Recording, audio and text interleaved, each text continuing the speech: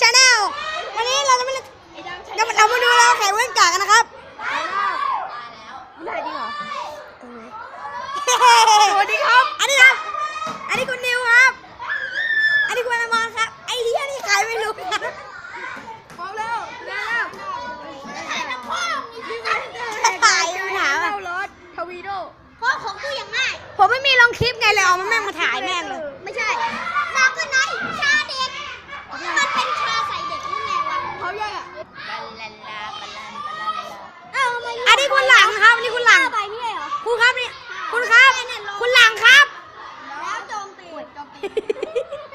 โอ้ไล่ไปด้วยไล่บาโมขยับลงมาโอ้เอซัสเฮบูธโจมตีกระเทยครับเจสูนโจมตีไอ้เหี้ยป้องกัน 10,000ผู้เล่นป้องกันทั้งหมดโอ้ยป้องกันโจมตี5,000อย่าหามาป้องกันเช็ค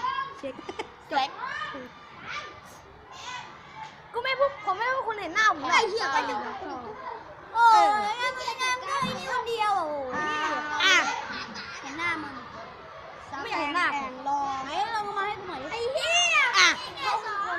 ดำๆแต่เขาจิตใจงามเปลี่ยนมันดิเปลี่ยนได้เปล่าเปลี่ยนได้